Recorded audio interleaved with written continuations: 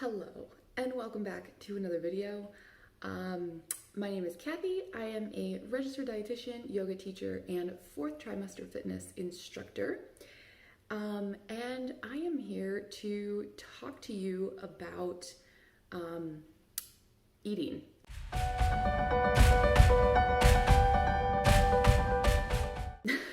And nutrition after having a baby.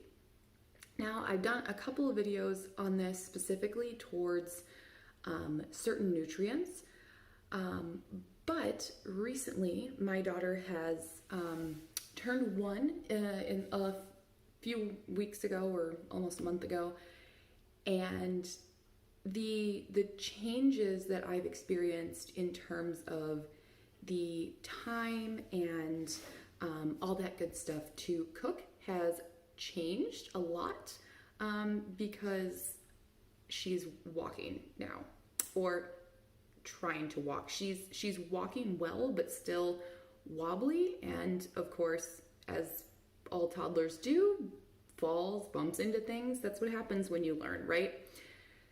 But that being said, me and my husband have to be a little bit more focused on her when she's walking.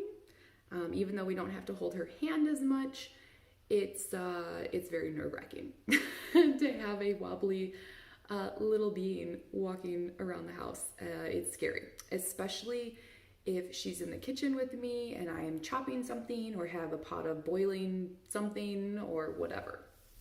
It's just a little scary. So I wanted to give some tips and hopefully show you in the coming weeks what I'm doing.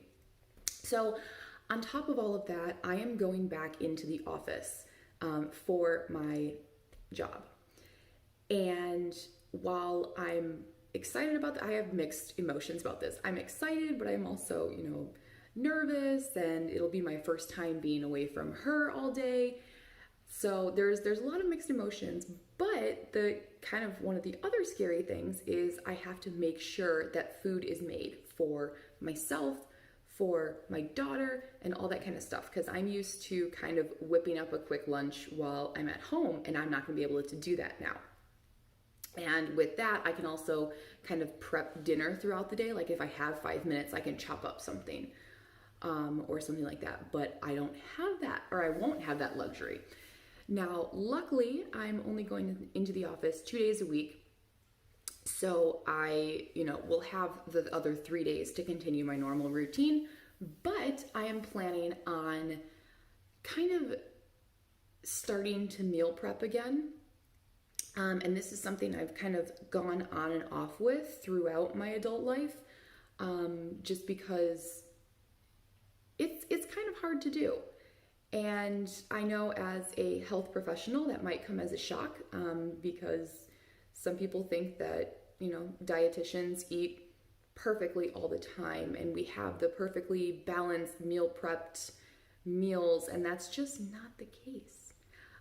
Especially if you have kids, you run into things. My daughter even has started to voice her opinion about certain foods.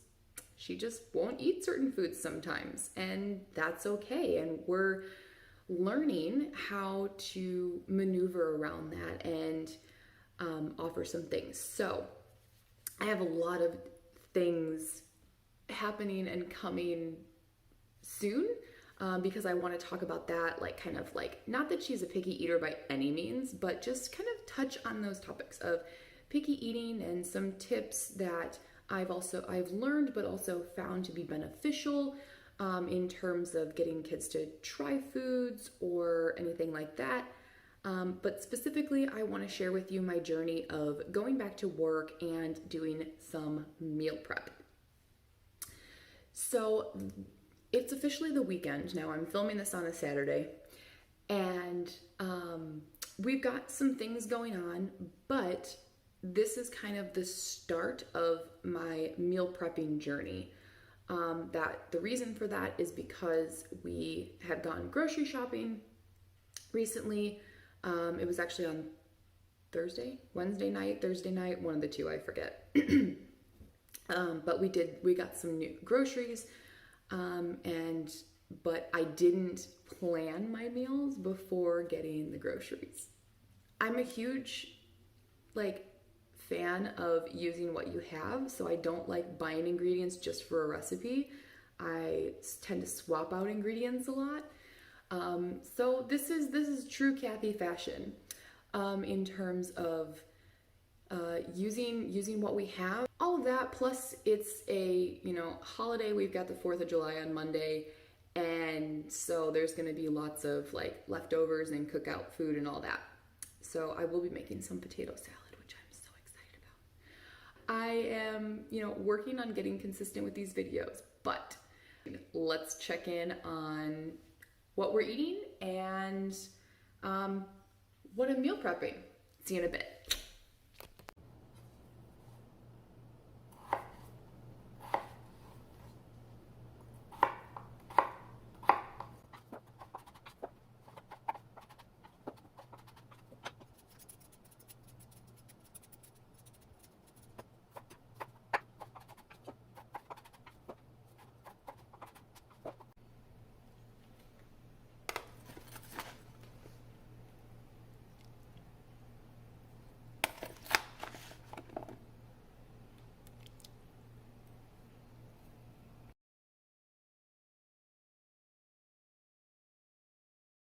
All right, a quick garden update for you guys.